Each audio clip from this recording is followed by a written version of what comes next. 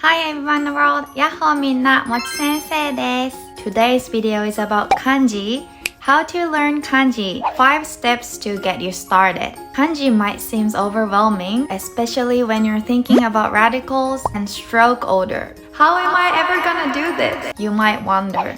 Learning kanji is challenging, but you can do it. And if you learn kanji, trust me, it's gonna be much more easier to read a sentence.Don't you think a sentence all in hiragana is quite hard to read? For example, 母は父の肩叩きをした. Mother did a shoulder massage to father. This hiragana is really hard to read, but if you change it to kanji, ta-da! See, it's really easy to read because I know where the particle is now.Even Japanese people start learning kanji from first grade of elementary school. We all start from hiragana, katakana, and then kanji. And now I can read almost 80% to 90% of kanji, I believe. But I think I only can write 50% of them. I'm really bad at kanji. Anyways, I'll teach you the easiest and useful 5 steps to learn kanji. So please watch till the end. So let's get started.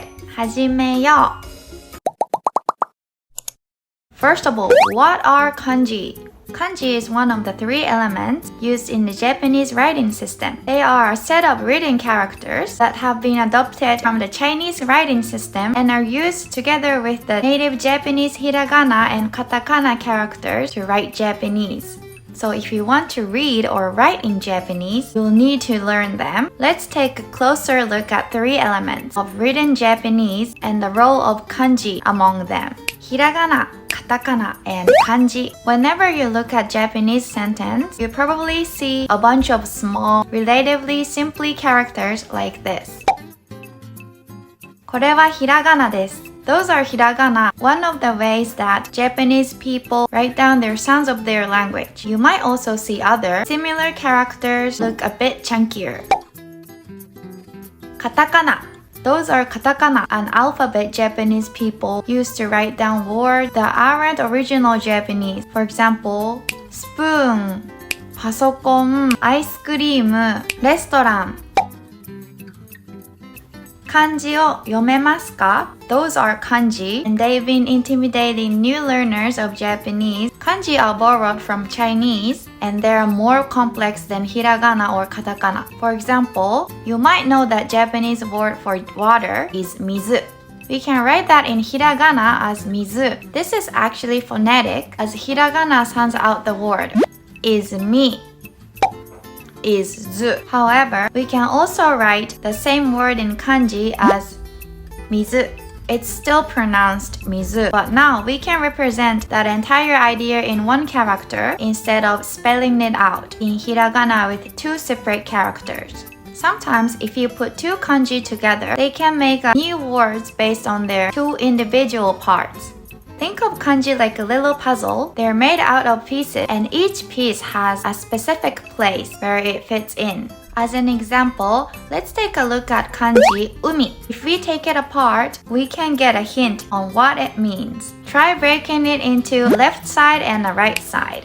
On the right side, we can abstract mai, a regular old kanji that we might find anywhere. On the left side, that leaves you, which means water. Could it be that the kanji umi, which is made up of these 2 more basic parts, has something to do with water?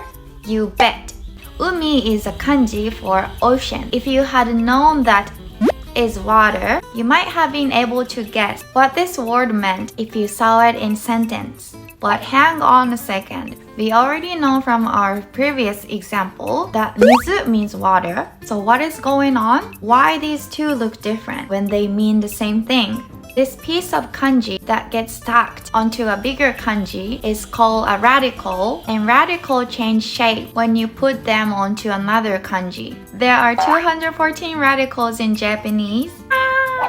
The radical examples: ta radical. This radical is used for kanji otoko, man. The character of man is a combination of ta, which is farm, and chikara.Power. Chikara is in the form of hand and suki, which is farming tool. So this kanji otoko means plowing a field with a suki. Another example, beast radical. This radical is made from a kanji inu, a little bit changed, and it's gonna be like this at the end. And the beast radical is used in these kanji: wolf, okami, raccoon dog, tanuki, and a cat, neko. But the good news is there's not really that many radicals. Well, there are 214 of them, but whenever you take a look at kanji, see if you can spot a radical and think about whether it can give you a clue on kanji meanings. Now, next step, how to learn kanji. Here are 5 steps to get you started. Number 1, start by learning the radicals. As I just said, radicals are a pretty big part of how kanji are set up. These characters are the basis for most of the more complicated kanji characters, so it's a good idea to master them first. There are 214 in total, but you can start by simply focusing on the most common ones and gradually building up your knowledge from there. Number 2, practice stroke order to help you memorize kanji. One of the best way to memorize kanji is to learn to write in kanji. Did you know that kanji is written in a specific order, line by line? This is called stroke order, and while it seems like it wouldn't make much of a difference, it's really important. Even if you're focusing on learning to read rather than write in Japanese, it's worth practicing stroke order as a way to help you memorize kanji and therefore improve your reading skills.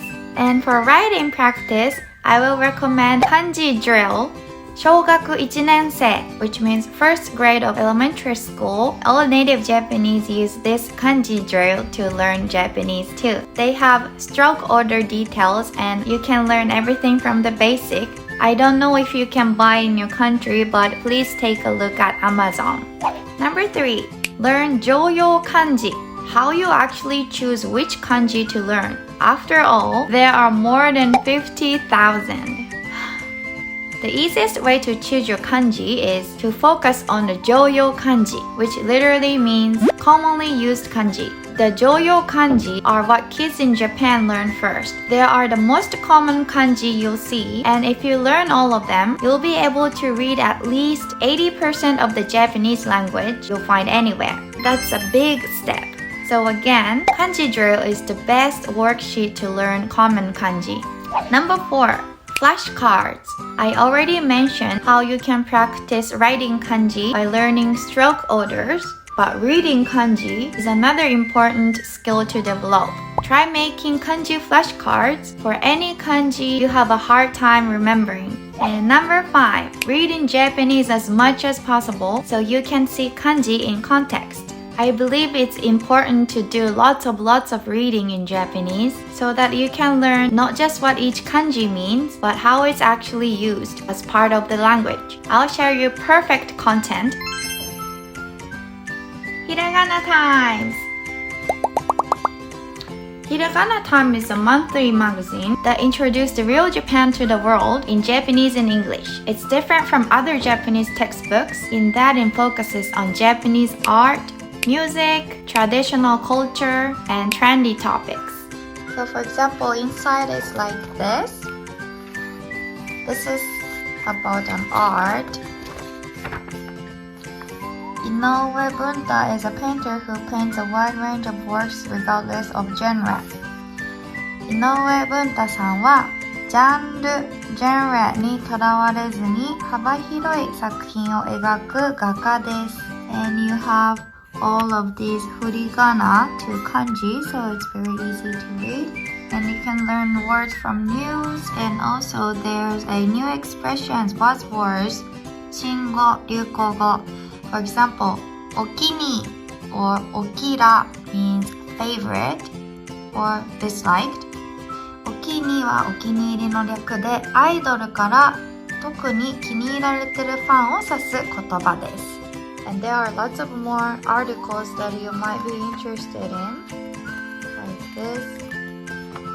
And I think you will see a lot of JOUYOU kanji. It's really good to practice reading kanji, looking at them. Inside is like this. I think everyone who learns Japanese is interested in Japanese culture, so this magazine is really fun to read every month. You can read interesting Japanese articles and learn kanji, new vocabularies at the same time. Also, each article is accompanied by Hiragana, Romaji, and English. And of course, it has Hiragana on kanji, so you are able to learn new kanji reading as well. Hiragana Time is truly unique magazine in which you can study language while learning about Japan, and digital version provides audio. 新語・流行語動脈ピースアイドルグループのメンバーの一人が始めたピースサインです。指先を首筋の頸動脈あたりに当てます。気分が上がった時や写真を撮る時に行います。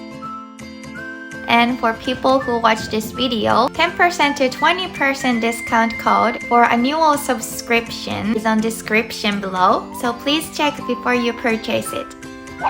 So, how was it, guys? I hope this video helps you learning kanji. If you have any requests for videos, please write on the comment below. And thank you a lot for watching. See you guys in the next video. Bye! またね